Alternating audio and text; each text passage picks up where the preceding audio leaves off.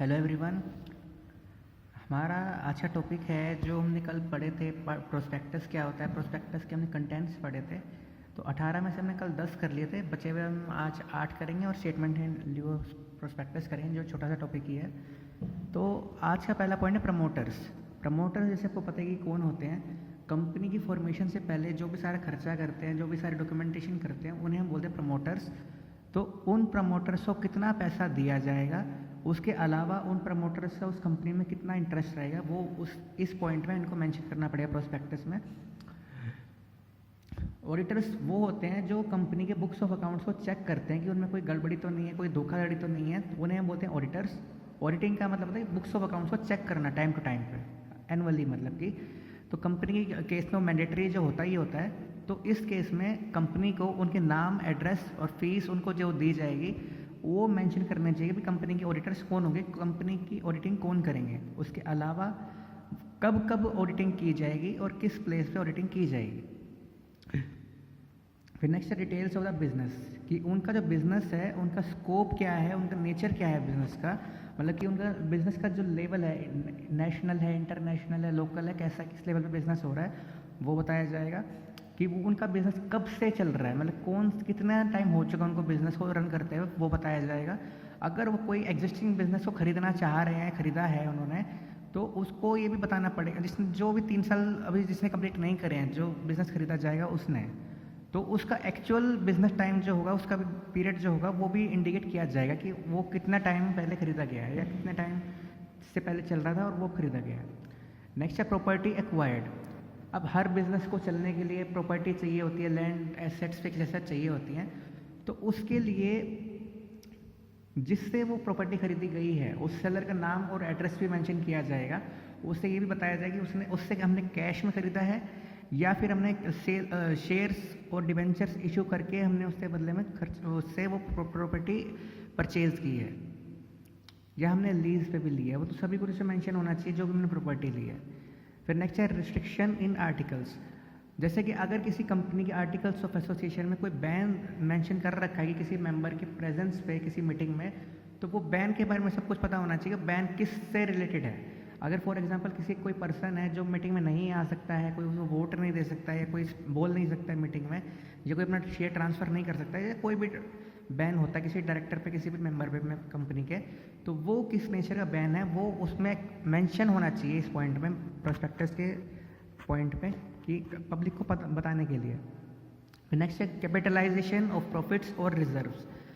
जो capitalization of profit और reserve का होता है फंड्स ऑफ द कंपनी में, profit generated from revaluation of company's assets and method of their utilization. अब रिवैल्यूएशन का मतलब क्या होता है कि जब कंपनी की एसेट्स या लाइबिलिटीज़ का जब दोबारा से वैल्यूएशन किया जाता है, मतलब कि बाइंडिंग अप के टाइम पे, किसी और टाइम पे, मतलब कि जैसे आज कोई लैंड है 3 करोड़ रुपए की है, कल हो जाती है वो 4 करोड़ रुपए की हो जाती है। कोई एसेट है जो 4 करोड़ की थी वो 2.5 करोड़ की हो जाती है। तो उस केस में रिवैल्यूएशन अकाउंट बनाया जाता है कि एक बैलेंस शीट को दोबारा से रिवाइज करने के लिए। तो इसे मेंशन करना चाहिए कि प्रॉफिट एंड रिजर्व को कैसे कैपिटलाइज किया जाएगा। फिर नेक्स्ट है time and in place of inspection. Time बताया जाएगा, प्लेस बताई जाएगी कि कहाँ पे कंपनी की बैलेंस शीट जो है या प्रॉफिट एंड लॉस अकाउंट जो है कहाँ पे इंस्पेक्ट किया जाएगा कि उसमें कुछ सब कुछ ठीक है। ऑडिटिंग और इंस्पेक्शन में थोड़ा डिफरेंस होता है। ऑडिटिंग में खाली चेक करना होता है, इंस्पेक्शन का मतलब खाली ये होता है देखना होता है कि बनी हुई है या सही है, ऑडिट की हुई है। मटेरियल कॉन्ट्रैक्ट का मतलब क्या होता है कि पूरी बिजनेस टर्म में या पिछले 1 साल में कंपनी को अपने हर कॉन्ट्रैक्ट का नाम, कॉन्ट्रैक्ट की डिटेल्स उसमें देनी होंगी, नेम और एड्रेस भी देने होंगे जो उस कॉन्ट्रैक्ट में इन्वॉल्व थे। मान लो कि एक कंपनी ने किसी और कंपनी के साथ में कोई कॉन्ट्रैक्ट किया है परचेज एंड सेल का, तो उस कंपनी का नाम उसमें मेंशन किया जाएगा। उसमें डेट नेम्स भी होगा, एड्रेसेस भी होंगे उसके, जो भी इसमें इन्वॉल्व होंगे। Mainly those contracts which are related with the sellers of the assets, brokers, legal advisors, foreign collaborators. Collaborators से मतलब होता है कि 2 मिलके एक होना, उन्हें बोलते हैं collaborators. And which have been entered in with more than 2 years of date of the issue of the prospectus. तो ये थे हमारे आज के 8 पॉइंट्स।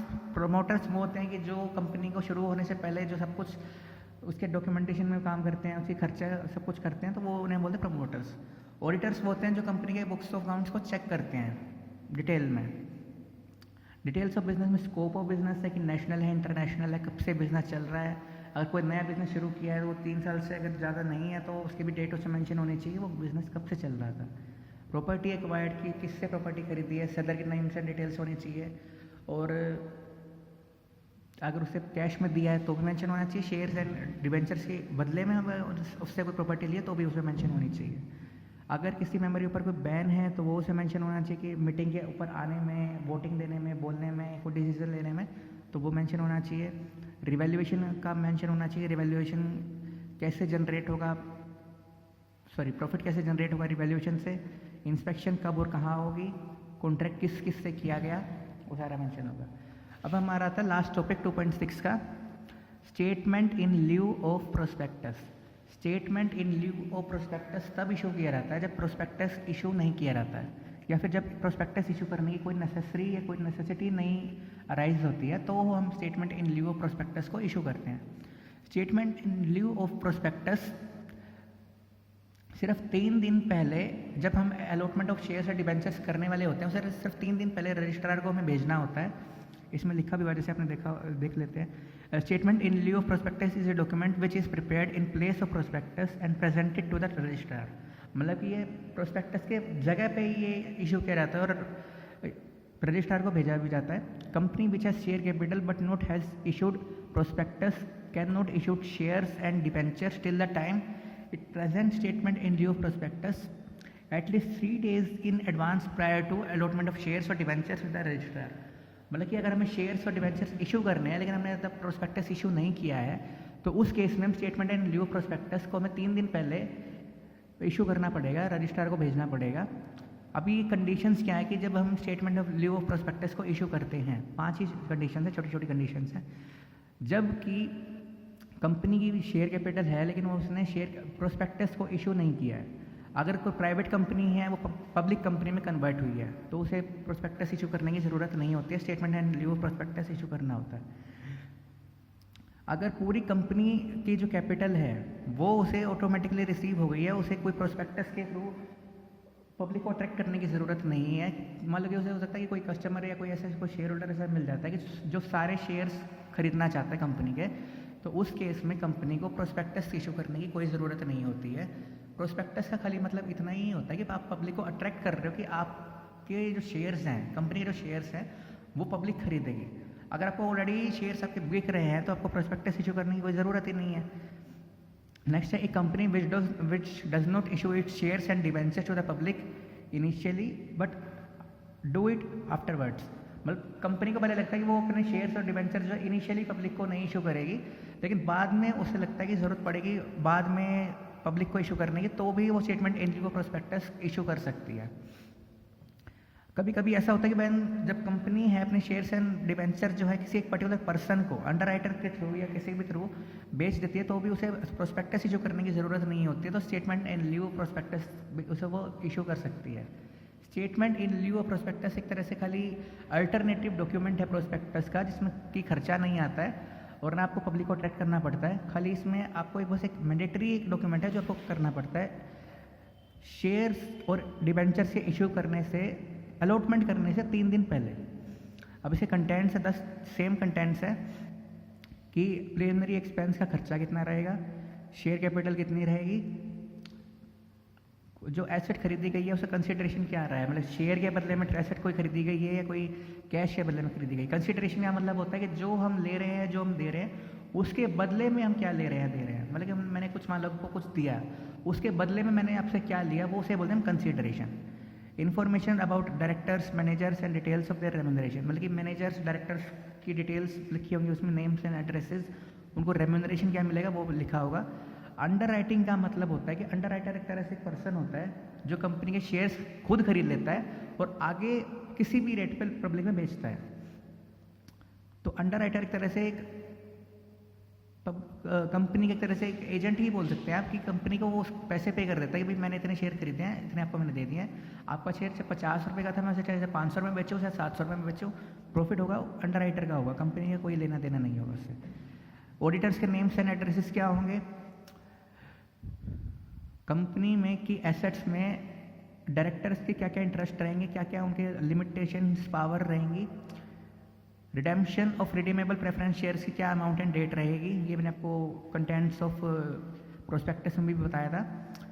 इंपॉर्टेंट कॉन्ट्रैक्ट्स, जैसे आपको मैंने लास्ट पॉइंट में बताया कि मटेरियल कॉन्ट्रैक्ट का पॉइंट बताया कि कॉन्ट्रैक्ट में कौन कौन इन्वॉल्व था, सभी legal advisors, underwriters, advisors, brokers, fixed assets, following collaborators, सभी की डिटेल्स मेंशन की जाएगी। लास्ट है time and place where final accounts of the company can be inspected, मतलब कौन कौन सी ऐसा टाइम है या प्लेस है जहाँ पे कंपनी के जो फाइनल अकाउंट्स है, बैलेंस शीट है, प्रॉफिट एंड लॉस अकाउंट है, वो इंस्पेक्ट की जा सकती है। तो all the information which is given in prospectus is also provided in statement in lieu of prospectus, though it is not presented in the front of general public, yet it is foundation of contract between the company and its share holders. तो इस line से आपको समझ में आ जाएगी, अगर आपको prospectus issue नहीं करना है किसी वजह से, क्योंकि प्रोस्पेक्टस का खाली पर्पस इतना ही होता है कि पब्लिक, जनरल पब्लिक को अपनी ऑर्गेनाइजेशन के बारे में सब कुछ बताया जाए और उससे अट्रैक्ट किया जाए कि हमारी कंपनी के शेयर या डिबेंचर जो भी कुछ सिक्योर फाइनेंशियल सिक्योरिटीज़ होती है वो उसमें इन्वेस्ट करें। तो statement and in lieu of prospectus जो सिर्फ रजिस्ट्रार को दिया जाता है मैंडेटरी होने की वजह से, और जनरल पब्लिक को नहीं भेजा जाता है। ये सिर्फ तब किया जाता है जब company, private company public company में कन्वर्ट होती है, या फिर पब्लिक कंपनी को प्रोस्पेक्टस इशू नहीं किया होता है अभी तक, या फिर कोई पर्टिकुलर पर्सन को उसने शेयर डिबेंचर बेचने होते हैं, या फिर पहले उसने पब्लिकली इनिशियली शेयर्स इशू करने का नहीं सोचा था लेकिन आगे वो सोच रहा है। तो ये था हमारा आज का topic, statement in lieu of prospectus and 8 contents of prospectus. यहाँ पे आपका 2.6 खत्म होता है। कल से हम आपका शुरू करेंगे 2.7 चॉइसेस। ये बहुत छोटा सा ही है, 1-2 पेज का ही है खाली। इसके बाद आपका सबसे बोरिंग, सबसे बेकार चैप्टर आपका जो सेकंड चैप्टर था वो पूरा हो जाएगा, choice of form of business organization. इसमें हम क्या पढ़ेंगे, खाली वो फैक्टर्स के बारे में पढ़ेंगे जिनसे हमें पता चलता है कि टोटली 11 पॉइंट्स हैं, इसके बाद चैप्टर खत्म हो जाएगा। ये 11 पॉइंट्स हमें ये बताएंगे कि हमें सोल प्रोप्राइटरशिप में बिजनेस करना चाहिए, पार्टनरशिप में बिजनेस करना चाहिए, जॉइंट इन द फैमिली में करना चाहिए, या कंपनी में करना चाहिए, या ओपीसी में करना चाहिए, या किस चीज़ में करना चाहिए, या कोऑपरेटिव सोसाइटी में बिजनेस करना चाहिए। तो इन 11 पॉइंट्स में हमें यही पता चलेगा कि कौन सा बिजनेस ज़्यादा बेनिफिशियल रहेगा। अगर इन 11 के पॉइंट्स के अलावा भी आप कोई और पॉइंट भी सोच सकते हो, लिख भी सकते हो पेपर में, लेकिन इन पॉइंट्स का मतलब ये है कि खाली आपको ये बताना कि कंपैरिजन कैसे किया जाता है, कि किस चीज़ में क्या नुकसान है, किस चीज़ में क्या फ़ायदा है, इसके बारे में हम कल पढ़ेंगे। तो ये था हमारा अच्छा टॉपिक। Thank you.